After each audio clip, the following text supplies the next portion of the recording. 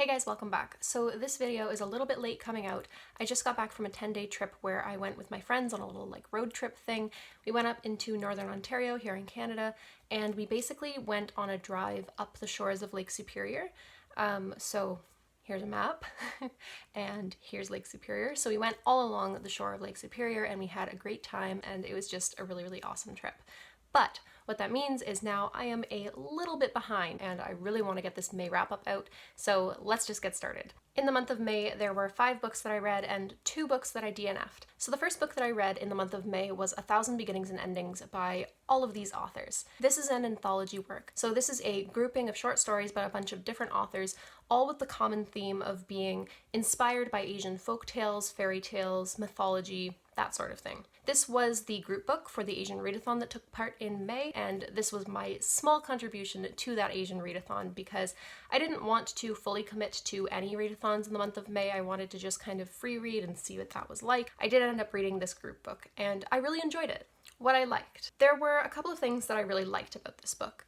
First and foremost, the diversity. We got a lot of different types of stories from a lot of different parts of Asia, even parts of Asia that I maybe previously wouldn't have recognized as part of Asia. So that was really cool for me. I felt like I was learning something and also going on a bunch of really awesome adventures. Something else that I really liked about this anthology was that after each story you had like a 1-page blurb where it was basically talking about the author of that story and how they came to choose which fairy tale or folk tale or whatever to base their story off of. I thought this was really interesting but also really useful, and I really liked that it was after the story and not before, so that you didn't kind of go into the short story adaptation with like preconceived notions about the folk tale or fairy tale. What I disliked. So with an anthology, you're obviously not going to like every single work in it, or you usually won't like every single work in it. So I'm not really going to talk about that. There were good stories and there were kind of boring stories and whatever. Like it was a good anthology altogether in terms of which stories I got. Something I didn't like, however, was how, I guess, homogenous the size of the stories were. All of the stories kind of fell within what felt like a very similar range, which like I imagine all of the authors were told a range in size that they could go with their story, and so that's why they were in between that range.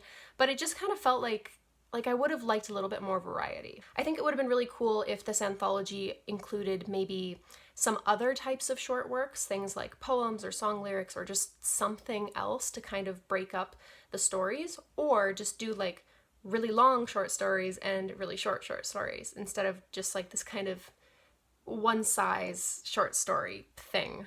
Overall, I did really enjoy this anthology, 1,000 Beginnings and Endings, and I ended up giving it 4 out of 5 stars. The second book that I got to in May was Crown of Midnight by Sarah J. Maas. This is the second book in the Throne of Glass series, which, if you haven't heard of it somehow, it's a really popular fantasy YA series where we follow an assassin named Selena Sardothian. What I liked.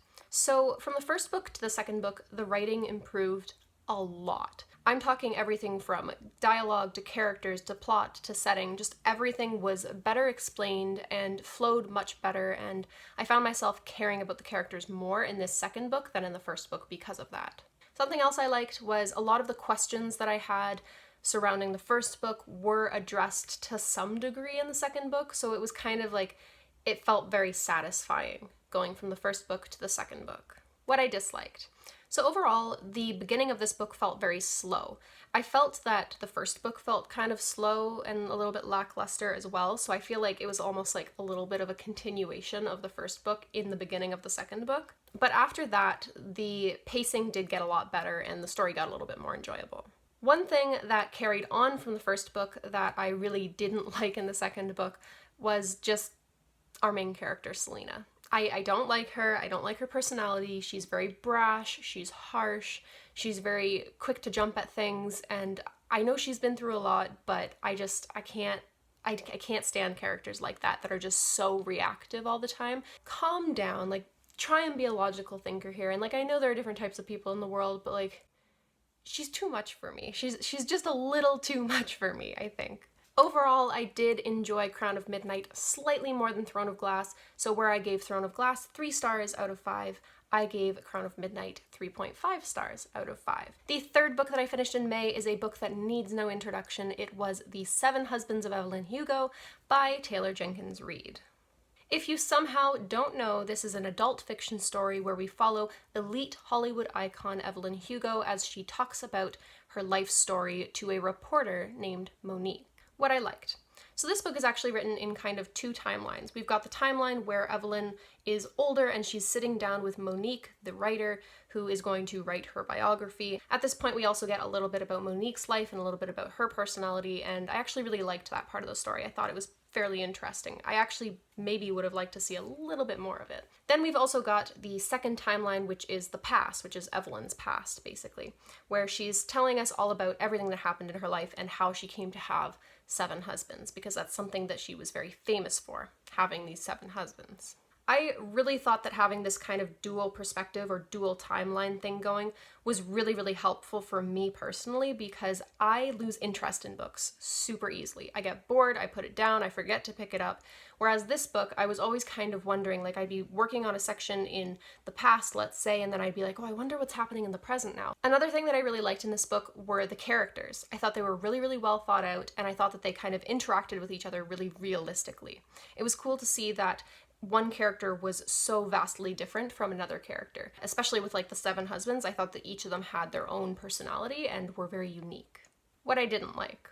So in this book, there's not a whole lot that I'm upset with. Even the things that I've put down here are not things that were like deal breakers for me, but they are just things that kind of came to mind after I finished the book that I was like, this could have been better. So first thing, towards husband number 6, I was getting a little bit bored with hearing Evelyn's thought process. Do I want to date this person? Do I maybe want this person to be my husband in the future? That thought process felt like it was very cut and dry, and it continued on in the very same way from the very beginning, the first husband, to the last husband, the 7th husband. Okay, I get it. She's going through this process again of deciding if she's going to take this person on as a husband, blah, blah, blah. Like, it was just getting a little bit old for me, I guess. The other small thing that I wasn't super happy with this book was the fact that there was a twist at the end, but the twist didn't feel all that twisty. It was kind of like you knew that there was going to be some kind of twist or realization. You knew that that was going to happen, but you didn't know exactly what it was. And when you found out exactly what it was just kind of like, oh, okay. But the twist just wasn't twisty enough for me. I would have liked to have maybe a little bit more build up. Hi, sorry. So my phone storage was full, so if the shot looks different, that's why. Anyways, overall, I really enjoyed The 7 Husbands of Evelyn Hugo by Taylor Jenkins Reid, and I ended up giving it 4.5 out of 5 stars.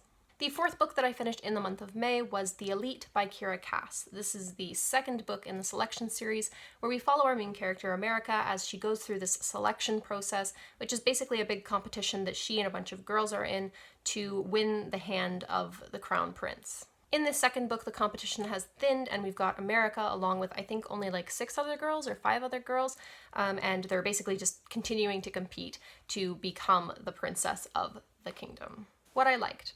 We've got poofy dresses, we've got court life, we've got a cute little romance, and we've got what really feels like kind of a low-stakes plot line. Overall, this is just a really easy read or listen. In my case, I listened to the audiobook.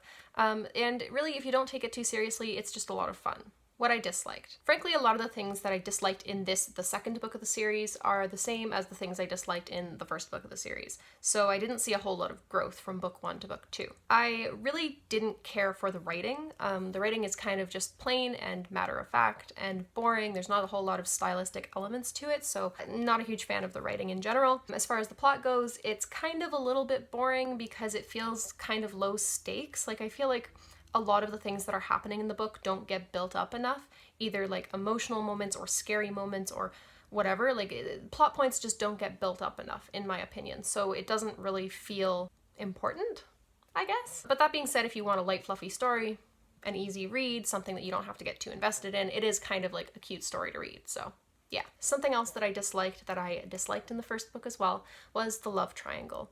Quite frankly, I just don't care about our main characters' 2 love interests. I think maybe one is slightly better than the other, but neither one of them is really that great. One of them is really bland, and the other one just doesn't seem like a great guy, so I don't really care. I don't care about them at all. Overall, the 2nd book in the selection series by Kira Cass, The Elite, ended up with the same rating as I gave the 1st one, which was 3 out of 5 stars. Finally, the last book that I finished in the month of May, and perhaps my favorite out of all the books that I read in the month of May was actually Circle of Magic Book 1, Sandry's book, or Sandry's book, by Tamora Pierce. I call her Sandry, maybe it's Sandry, I don't know. This was a nice short book. It was only 252 pages long, and it kind of falls somewhere in between middle grade and YA. I think my library has this series of books in the YA section, but I think the characters are like 12-ish years old. They never really said in the books, to my knowledge, how old the characters are, but they keep referring to them as children, but it's very clear that they're like older children, so I don't know. I think they're like 11 or 12 or something like that. Basically, this series follows 4 characters. We've got Sandry, Triss, Daja, and Briar, and these are kind of 4 different kids that come from very different backgrounds who find themselves put together at this kind of like magical academy type place, and they basically learn that they all have very specific magical powers that they need to learn how to control and learn how to manipulate. What I liked. So in this book, something that I absolutely loved was the fact that the characters were all very, very diverse in both their appearance and in their personality, which sometimes when you're doing like a cast of characters, it's easy to make a few of them kind of run together or sound the same or have the same mannerisms, but I could see that it was very, very clear and it was very important to the author that these characters look very different, speak very different, and have extremely different personalities. And they played off of each other really, really well. A couple other things I really liked. The magic system was super interesting. We've got very specific magic in some cases, and we've got more broad magic in other cases, and I'm very interested to learn a little bit more about how that works in the next few books.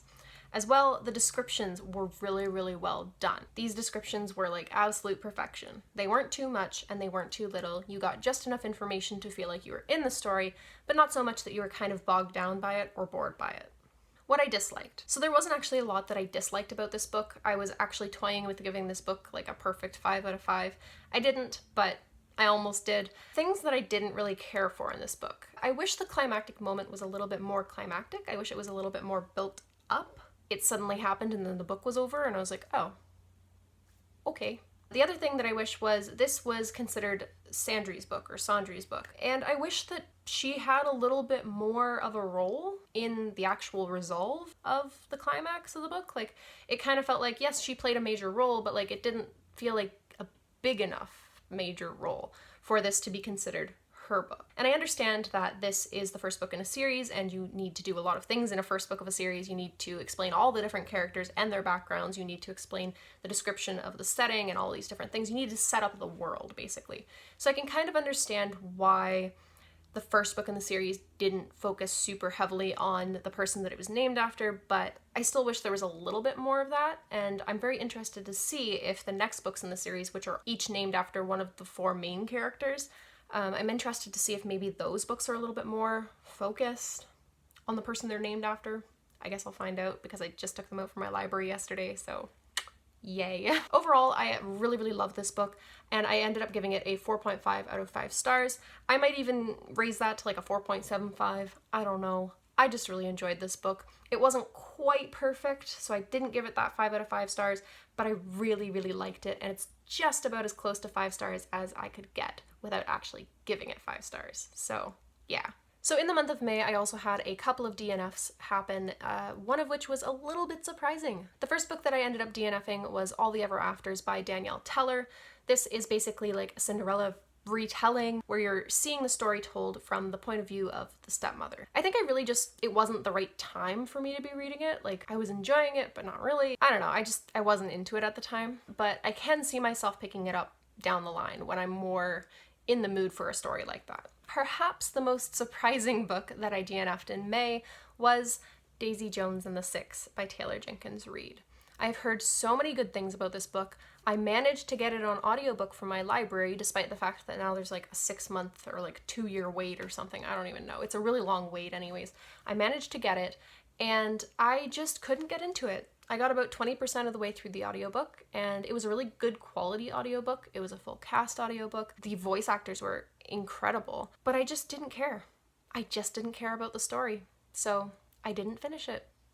Will I pick it up again in the future? I don't know. Maybe. There's a possibility, but I'm not going to hold my breath. There's actually a third book that I kind of technically DNF'd, but I do plan on going back to it. I kind of just DNF'd it because I didn't have time for it, and it was a library hold, and the library needed it back. And that was Six of Crows by Leigh Bardugo. I was really enjoying this book, but I just didn't have the time when I had the book. And I was actually at the library yesterday picking up some books, and I went looking for it so that I could pick it up and read it again in June, but it wasn't there. It said it was there on the online system, but it wasn't there in person, so I don't know what happened to it. That was kind of a DNF, but not really an intentional DNF, kind of like the library made me do it. I feel like that should be a thing. Put that on a t-shirt. The library made me do it. Okay guys, so I think that's pretty much everything I have to say for today. If you enjoyed this video, do not hesitate to like and subscribe for future videos. Also, if you have anything to say about any of the books that I mentioned in this video, definitely leave a comment down below. Also, if you have any recommendations for books that I should read in maybe like July, let me know. I'm very, very interested to get some new recommendations down in the comments. Thank you guys so much for watching, and I hope to see you next time. Bye!